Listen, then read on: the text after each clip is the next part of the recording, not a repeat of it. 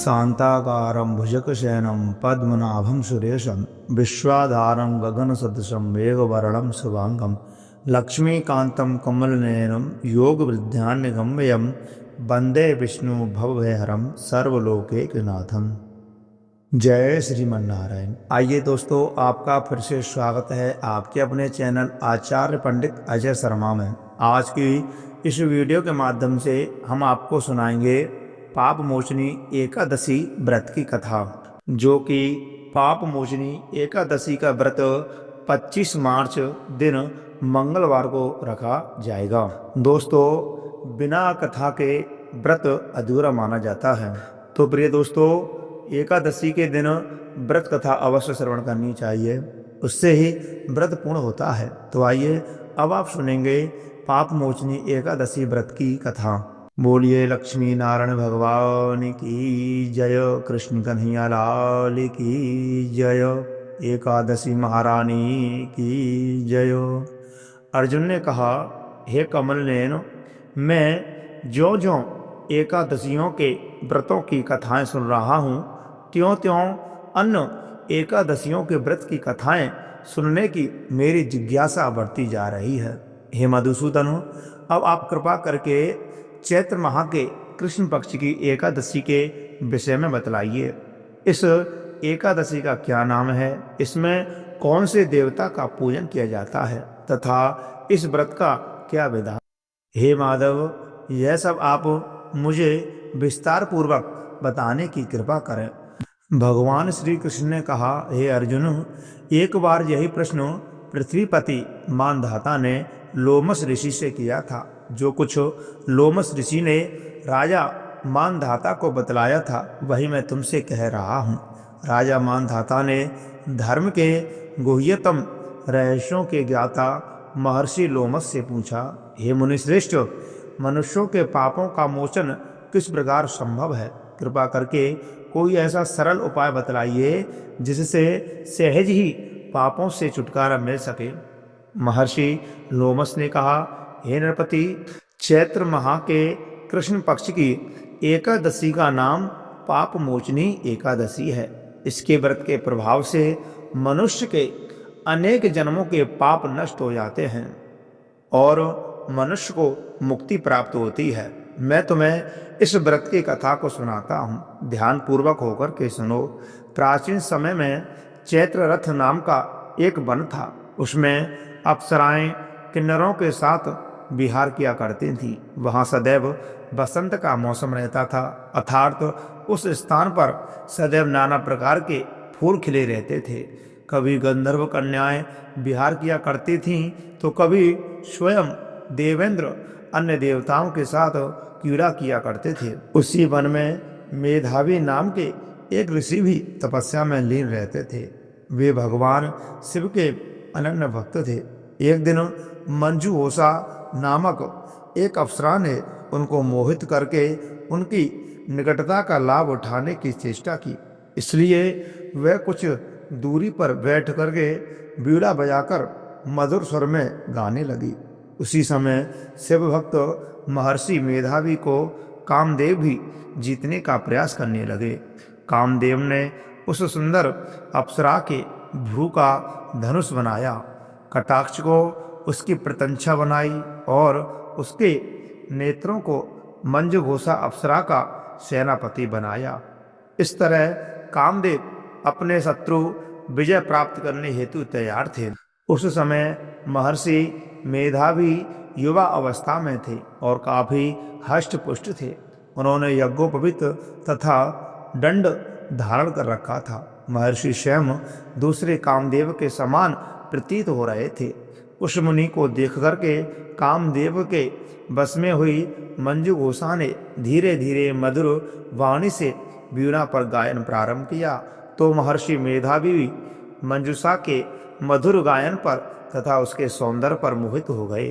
वह अप्सरा मेधावी मुनि को कामदेव से पीड़ित जानकर के उनसे आलिंगन करने लगी। महर्षि मेधावी उस अप्सरा के सौंदर्य पर मोहित होकर के शिव रहस्य को भूल गए तथा काम के वशीभूत होकर के उसके साथ रमण करने लगे।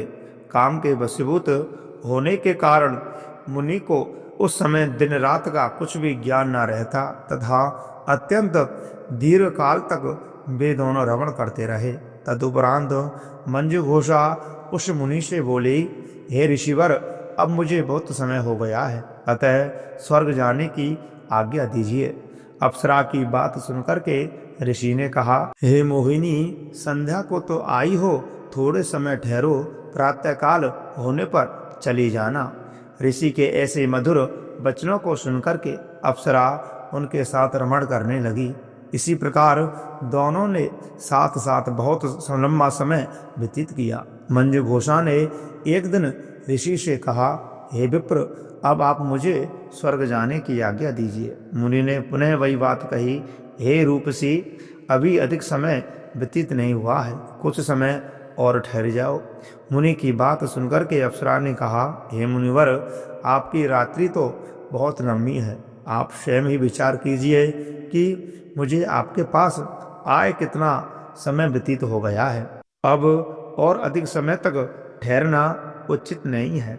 अप्सरा की बात सुनकर के मुनि को समय का बोध हुआ और वह गंभीरता पूर्वक विचार करने लगे। जब उन्हें समय का ज्ञान हुआ कि उन्हें रमण करते करते 57 वर्ष व्यतीत हो चुके हैं, तो उस अप्सरा को वह काल का रूप समझने लगे। इतना अधिक समय भोग विलास में व्यर्थ जाने पर उन्हें बड़ा क्रोध आया।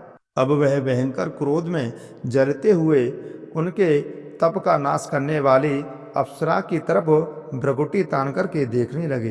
क्रोध से उनके अधर कंपित होने लगे तथा इंद्रियां आमंत्रित होने लगीं। क्रोध से थरथराते स्वर में मुनि ने उस अप्सरा से कहा, मेरे तप को नष्ट करने वाली दुष्टा, तू महापापनी और बहुत ही दुराचारणी है, तुझ पर धिक्कार है, तत्क्षण तू मेरे श्राप से पिशाचिनी बन जा।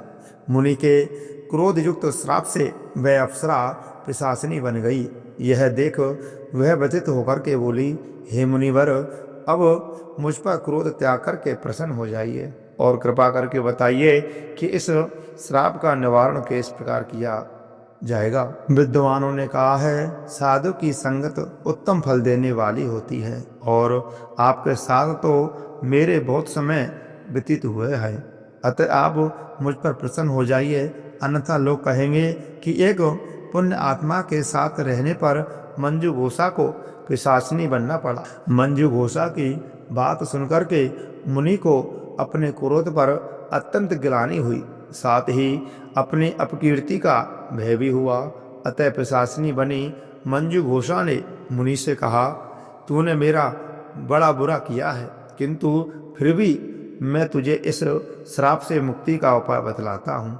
चैत्र माह के कृष्ण पक्ष की जो एकादशी है, उसका नाम पाप मोचनी एकादशी है। उस एकादशी का उपवास करने से तेरी पिशाचिनी की देह से मुक्ति हो जाएगी। ऐसा कहकर के मुनि ने उसको व्रत का सब विधान समझा दिया। तदुपरांत अपने पापों का प्रायश्चित करने हेतु वह अपने पिता च्यवन ऋषि के पास गए। च्यवन ऋषि ने अपने पुत्र मेधावी को देख कर के कहा, हे पुत्र, ऐसा क्या किया है तूने कि तेरे सभी तप नष्ट हो गए हैं, जिससे तुम्हारा समस्त तेज मलिन हो गया है। मेधावी मुनि ने लज्जा से अपना सिर झुका करके कहा, पिताश्री, मैंने एक अप्सरा से रमण करके बहुत बड़ा पाप किया है।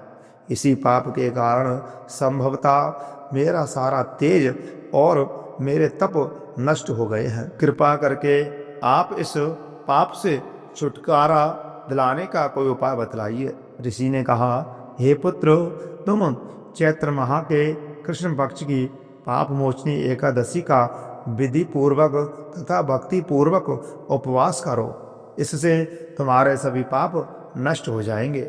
अपने पिता च्यवन ऋषि के वचनों को सुनकर के मेधावी मुनि ने पाप मोचनी एकादशी का विधि पूर्वक व्रत किया।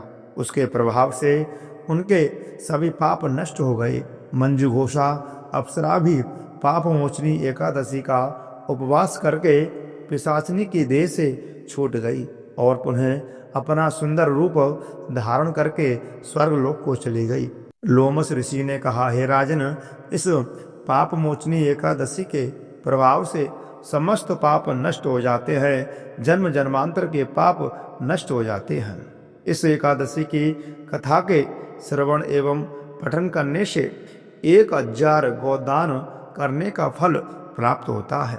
इस उपवास के करने से ब्रह्म हत्या, सोने की चोरी, मद्यपान तथा अगम्य गमन करना आदि भयंकर पाप भी नष्ट हो जाते हैं तथा अंत में स्वर्गलोक की प्राप्ति होती है। तो प्रिय दोस्तों, जो भी पाप मोचनी एकादशी व्रत को धारण करते हैं तो उनके जितने भी पिछले पाप हैं वे स्वतः ही नष्ट हो जाते हैं। ये सब व्रत के प्रभाव से खत्म हो जाते हैं। तो दोस्तों, इस व्रत को अवश्य धारण करें और अपने जीवन को धन्य बनाएं। जो भी एकादशी को व्रत धारण करते हैं तो उन्हें भगवान विष्णु, लक्ष्मी मैया एवं एकादशी मैया की विशेष कृपा प्राप्त होती है। उसके घर में हमेशा सुख समृद्धि एवं लक्ष्मी माता का आगमन बना रहता है। तो प्रिय मित्रों, मैं आशा करता हूँ यह कथा आपको बहुत अच्छी लगी होगी। तो इस कथा को ज़्यादा से ज़्यादा अपने मित्रों के साथ शेयर करें, जिससे कि उन्हें भी यह पुण्यवर्धक जानकारी प्राप्त हो सके, कथा सुनने को मिल सके। तो इस कथा को अवश्य सुनें और औरों को भी सुनाएं, जिससे कि आपको भी कुछ पुण्य अर्जित हो सके। तो मित्रों, इस वीडियो को ज़्यादा से ज़्यादा लाइक करें और आपने हमारे चैनल को सब्सक्राइब नहीं किया है या आप हमारे चैनल पर पहली बार आए हैं तो चैनल को सब्सक्राइब अवश्य करें। कमेंट बॉक्स में लक्ष्मी नारायण भगवान की जय अवश्य लिखें, एकादशी मैया की जय अवश्य लिखें। जो भी भक्त कमेंट बॉक्स में एकादशी मैया की जय लिखेंगे या ओम नमो भगवते वासुदेवाय इस मंत्र को लिखेंगे तो उनके मन में सकारात्मक ऊर्जा का संचार होगा, जिससे कि आपके मन में कभी किसी के प्रति गलत विचार नहीं आएंगे। तो प्रिय मित्रों, ये रही पाप मोचनी एकादशी व्रत की कथा। तो आप सभी को पाप मोचनी एकादशी व्रत की बहुत बहुत हार्दिक शुभकामनाएं एवं बहुत बहुत बधाई। जय श्री राधे, जय श्री कृष्णा, जय एकादशी मैया की।